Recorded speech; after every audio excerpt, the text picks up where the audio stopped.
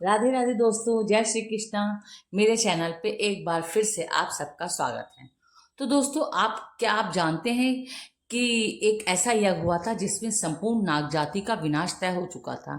सैकड़ों हजारों सर्प अग्नि कुंड में गिर रहे थे।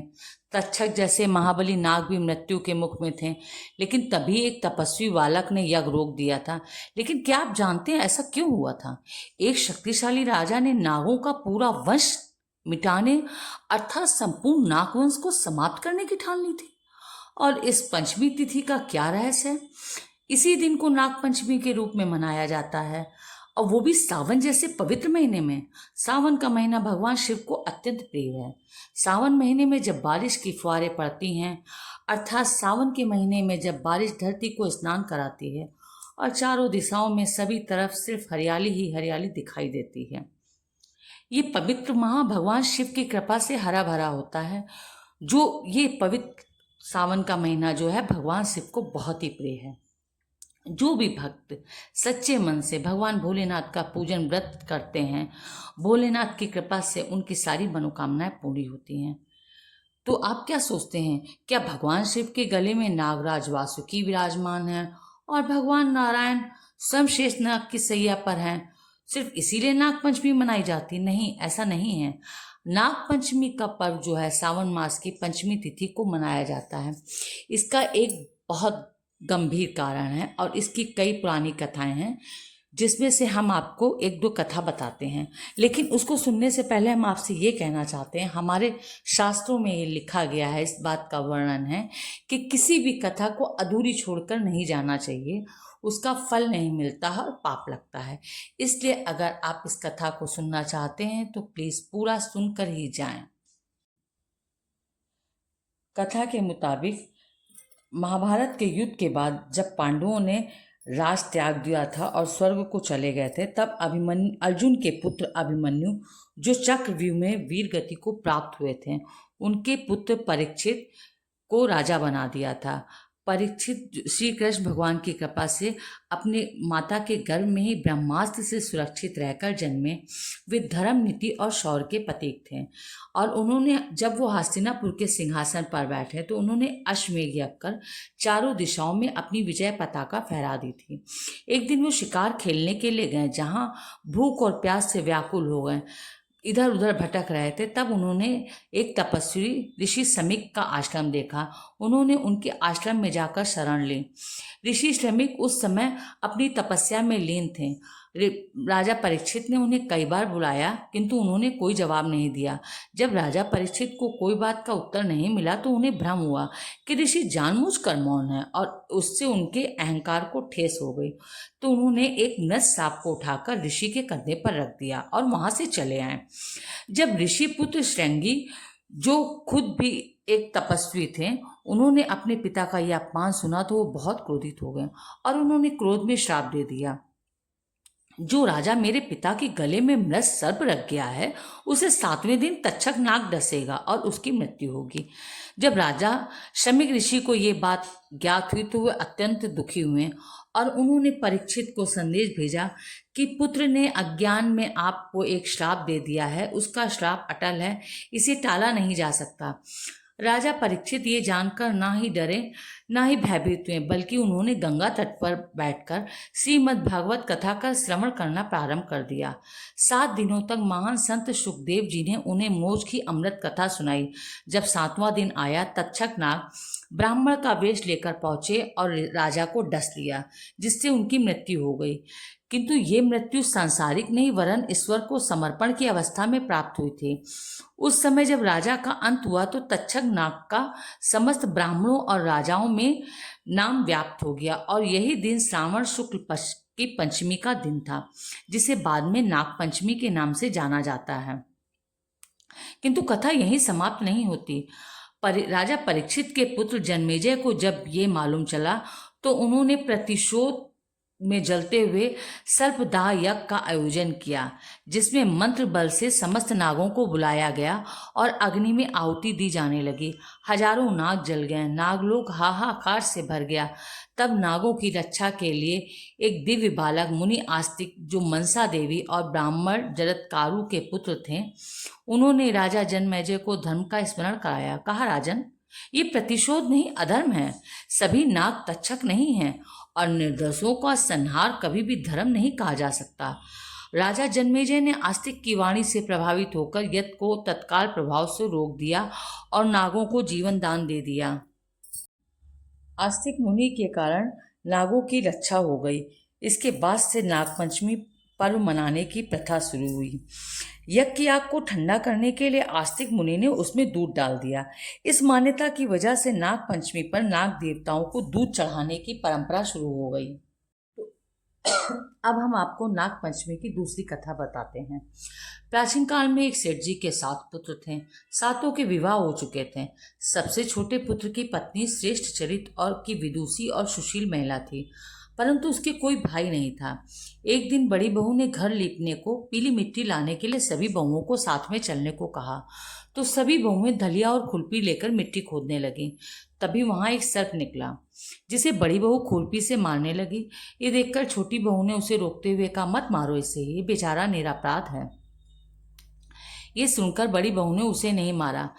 तब सर्प एक ओर जा बैठा। तब छोटी बहू ने उससे कहा, हम अभी लौटकर आते हैं, तुम यहाँ से जाना मत। ये कहकर वो सबके साथ मिट्टी लेकर घर चली गई और वहाँ आपके घर के कामकाज में फंस गई। उसने सर्प से जो वादा किया था उसे वो भूल गई और दूसरे दिन जब उसे वो बात याद आई तो सबको साथ लेकर वहाँ पहुँची।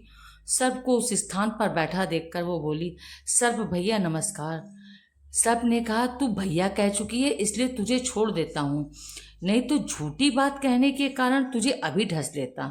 वो बोली, भैया मुझसे भूल हो गई, उसकी क्षमा मांगती हूँ।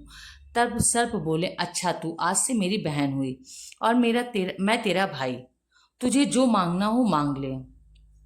वो बोली, भैया मेरा कोई भाई नहीं है, अच्छा हुआ जो तू मेरा भाई बन गया। कुछ दिन बाद व्यतीत होने पर वह सर्प मनुष्य का रूप रखकर उनके घर आया और उनकी सास से बोला कि मेरी बहन को भेज दो। सबने कहा कि अरे इसका तो कोई भाई नहीं था। तो वो बोला, मैं दूर के रिश्ते में इसका भाई हूँ, बचपन में ही बाहर चला गया था। सबको विश्वास दिलाने पर घर के लोगों ने छोटी को उसके साथ भेज दिया। उसने मार्ग में उसे बताया कि मैं वही सर्प हूँ, इसलिए तुम डरना नहीं और जहाँ तुमको कहीं भी चलने में कठिनाई हो वहाँ मेरी पूंछ पकड़ लेना। उसके कहने के अनुसार छोटी बहू ने वैसा ही किया। इस प्रकार वो उसके घर पहुँच गई।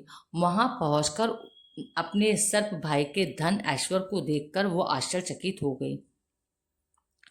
एक दिन उसकी भाभी ने उससे कहा कि मैं काम से बाहर जा रही हूँ, तू अपने मेरे बेटे को दूध पिला देना। उसको ये बात ध्यान नहीं रही कि उसने ठंडा दूध पिला देना उन्होंने कहा, लेकिन उस छोटी बहू को ये बात ध्यान नहीं रही और उसने गर्म दूध पिला दिया, जिससे उसका मुंह बहुत बुरी तरीके जल गया। ये देखकर उसकी भाभी उस पर बहुत क्रोधित हुई, लेकिन सर्प के समझाने पर शांत हुई। तब सर्प ने कहा कि बहन को अब उसके घर को भेज देना चाहिए। तब सर्प और उसके पिता ने उसको बहुत सा सोना चांदी जवाहरात वस्त्र आभूषण देकर उसके घर पहुंचा दिया। इतना ढेर सारा धन देखकर बड़ी बहू ने ईर्ष्या से कहा, भाई तो बड़ा धनवान है, तुझे तो उससे और भी धन लेना चाहिए। सर्प ने जब ये वचन सुना तो सब सोने की और वस्तुएं ला करके दे दी। तब बड़ी बहू ने कहा, इन्हें झाड़ने के लिए सोने की झाड़ू भी होनी चाहिए। तब सर्प ने सोने की झाड़ू भी लाकर रख दी। सर्प ने छोटी बहू को हीरा मणियों का एक अद्भुत हार दिया था। उसकी प्रशंसा देश की रानी ने भी सुनी थी। वो राजा से बोली कि सेठ की छोटी बहू का हार यहाँ आना चाहिए। राजा ने मंत्री को हुक्म दिया और उससे वे हार लेकर शीघ्र ही उपस्थित हो गए। मंत्री ने सेठ जी से जाकर के कहा, महारानी जी को छोटी बहू का हार पहनेंगे, इसलिए वो हार आप मुझे ला करके दे दीजिए। सेठ जी ने डर के कारण छोटी बहू से हार मांगकर उसे दे दिया। छोटी बहू को ये बात बहुत बुरी लगी। उसने अपने सर्प भाई को याद किया और आने पर प्रार्थना की, भैया रानी ने मेरा हार छीन लिया है, तुम कुछ ऐसा करो कि जब तक वो हार उसके गले में रहे तब तक के लिए वो सर्प बन जाए और जब वो मुझे लौटा दे तब हीरो और मणियों का हो जाए। सर्प ने वैसा ही किया। जैसे ही रानी ने हार पहना वैसे ही सर्प बन गया। ये देखकर रानी चीख पड़ी और रोने लगी।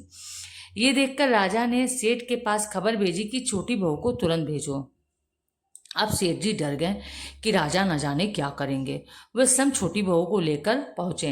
राजा ने छोटी बहू से पूछा, तूने क्या जादू किया है, मैं तुझे दंड दूंगा। छोटी बहू बोली, महाराज क्षमा कीजिए, ये यार ऐसा ही है। मेरे गले में हीरों और मणियों का रहता है और दूसरे के गले में सर्प बन जाता है। ये सुनकर राजा ने वह सर्प बना हार उसे देकर कहा, इसे अभी पहनकर दिखाओ। छोटी बहू ने उसे जैसा ही पहना वैसे ही वो हीरे मणियों का हो गया है। ये देखकर राजा को उसकी बात पर विश्वास हो गया और उसने प्रसन्न होकर बहुत सी मुद्राएं भी पुरस्कार में छोटी बहू को दे दी। छोटी बहू हार और अपने सभी उपहारों को लेकर घर लौट आई। उसके धन को देखकर बड़ी बहू ने ईर्ष्या के कारण उसके पति को सिखाया कि छोटी बहू के पास कहीं से धन आया है। ये सुनकर उसके पति ने अपनी पत्नी को बुलाकर कहा, ठीक ठीक बता, ये धन तुझे कौन देता है। तब वो सर्प को याद करने लगी। उसी समय नाग देवता ने प्रकट होकर कहा, यदि मेरे धर्म बहन के आचरण पर संदेह करोगे तो मैं उसे खा लूंगा। ये सुनकर छोटी बहू का पति बहुत प्रसन्न हुआ और उसने सर्प देवता का सत्कार किया। उस दिन से ही नाग पंचमी का त्यौहार मनाया जाता है और सभी स्त्रियां नाग को भाई मानकर उसकी पूजा करती हैं। यही कारण है कि नाग पंचमी पर स्त्रियां व्रत करती हैं। गोबर से नाग की आकृति बनाकर उस पर दूध, हल्दी, लावा और अक्षत अर्पित करती हैं। क्यों? तो दोस्तों, अब आप सोचेंगे कि अब 2025 में नाग पंचमी कब है, इसको कब मनाएंगे, 28 जुलाई को कि 29 जुलाई। तो दोस्तों, अब सोचिए नाग पंचमी 2025 में कब है। इस साल नाग पंचमी को लेकर लोगों में भ्रम है कि 28 जुलाई को मनाई जाएगी या 29 को। नागों की पूजा दिन में करी जाती है, इसलिए नाग पंचमी 29 जुलाई को मनाई जाएगी। और इसमें नाग पंचमी की पूजा का शुभ मुहूर्त 29 जुलाई को सुबह 5:41 से 8:23 तक है। इस दौरान नागों की पूजा करनी चाहिए, उन पर दूध, अक्षत, पुष्प आदि अर्पित करने चाहिए। इन सबको नागों की पूजा करने से पितृदोष, काल्प सर्प दोष और संतान संबंधी बाधाओं से मुक्ति मिलती है। अगर आपको ये कथा अच्छी लगी हो तो प्लीज़ लाइक और कमेंट करें। अगर आपने अभी तक सब्सक्राइब नहीं करा है तो प्लीज़ सब्सक्राइब करें। जय कृष्णा, राधे राधे।